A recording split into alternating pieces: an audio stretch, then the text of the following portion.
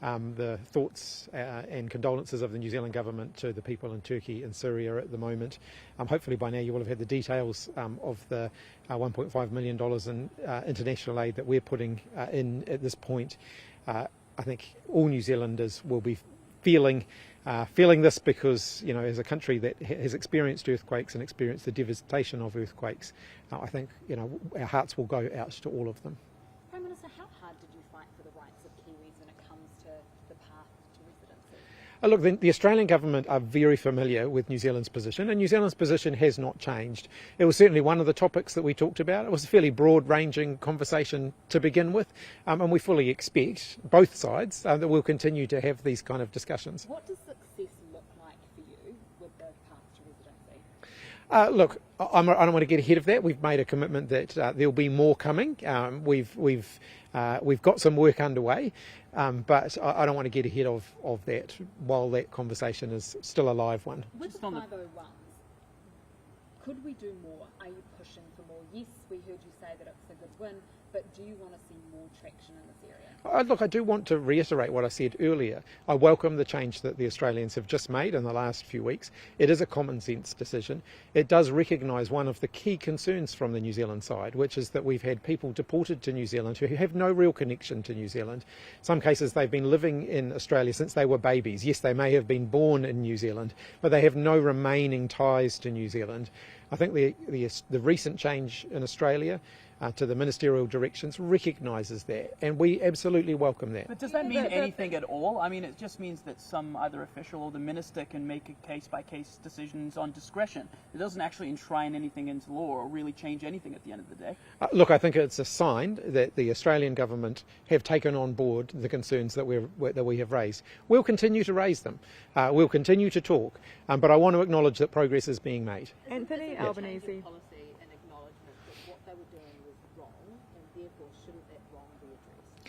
And look, in due course, over time, I'm sure we'll continue to have those conversations. As I've said, the position that Jacinda Ardern set out is still the New Zealand position. And so we'll continue to raise that as an issue, and we'll continue to push for improvements. But right now in New Zealand, we have a whole bunch of people that have no ties to New Zealand. They're not doing well in New Zealand. Shouldn't they be let back into Australia to reunite with their families? Look, at this point, as the Prime Minister indicated, the Australian government's position on that has not changed. We'll continue to raise the issue. Realistically, though, nothing's going to change, right? Like, if the Australian government isn't going to change their minds on this because it'll be so politically unpalpable. Look, we will continue to raise the issue with Australia. There is goodwill on the Australian side, and we have seen evidence of that. So we'll continue to work with them. Anthony Albanese didn't comment on the unfairness of the policy before this change was announced. Can you, as New Zealand's Prime Minister, comment on the unfairness? Look, I think where we've seen examples of people who have no real connection to New Zealand, who have lived most of their lives in Australia, whose family ties, whose connections, whose employment history, whose homes are here in Australia, to have them being deported to New Zealand is an unjust and an unfair outcome. And so that is one of the reasons why I welcome the change that has been made so far. Why do you think it's taken so long? That's a matter for the Australian government to comment on. Do you think New Zealand will be treated as second-class citizens in Australia? I think we would like the New Zealand government's position is that we would like some reciprocity in that relationship. So we would like to see New Zealanders living here in Australia treated similarly or the same as Australians living in New Zealand. If Australia were to take any rights off Kiwis in New Zealand, would you reciprocate that? I don't think a tit for tat has ever enhanced the Trans-Tasman relationship, and that's not been New Zealand's approach in the past. How's the work going on that? I mean, the deadline's Anzac Day, I believe. It really depends how much the Australians decide to come to the party. What updates can you give us on that? I'm confident that we're making progress. How would you describe your approach to advocating for New Zealanders in Australia? What word would you use to describe that approach? New Zealand's approach and New Zealand's position hasn't changed.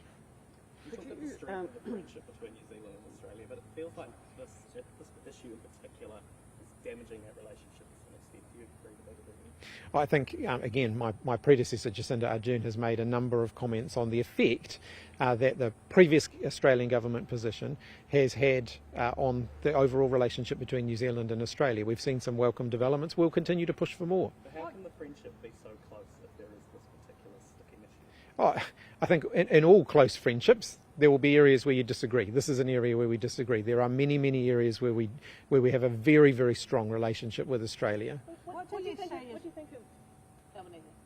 Oh, we got on really well, and so I'm looking forward to spending a bit more time with them. Our paths are going to likely to cross quite a bit in the next few months through various other international events. I think we'll get on well. Did it give you any Not today. What do you consider to be the main point? To be meeting in? How did it feel? It was really nice, and look, the New Zealand and Australia relationship, as I've said, is a very important one. But we also have a lot in common.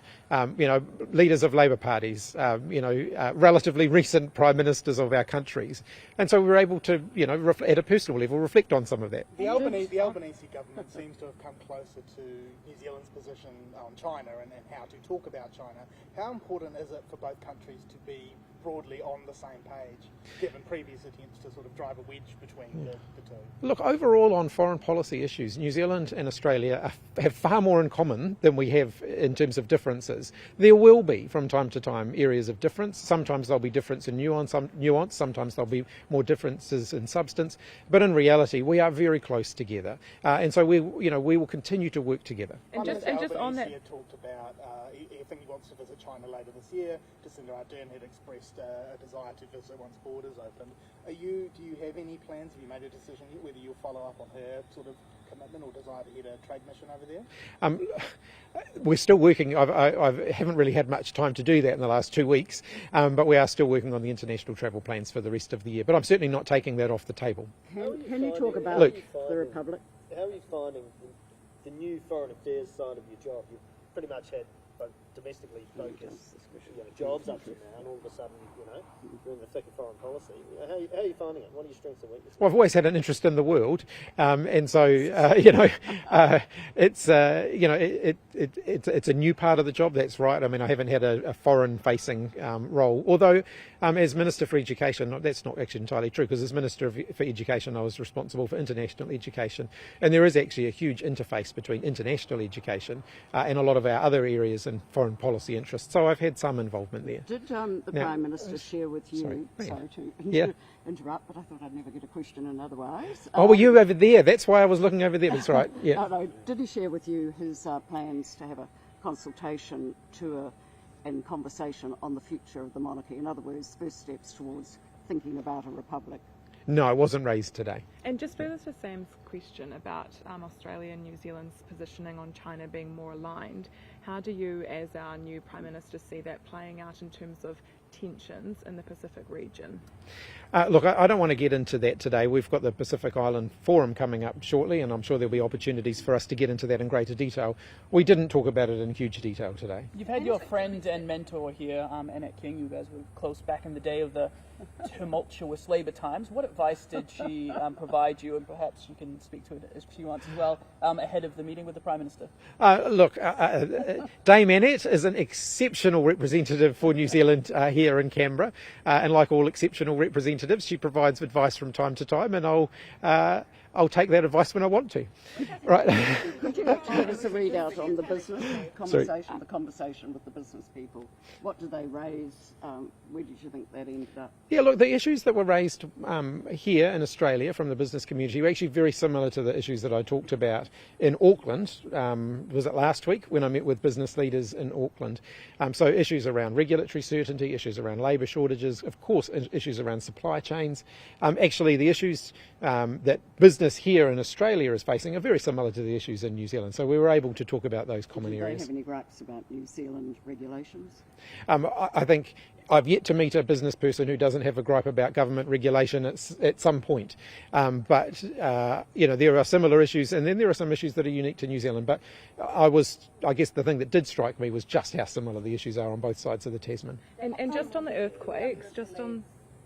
David Seymour said the government believes what matters most is not the content of someone's character, but the colour of their skin or their background. Is he right?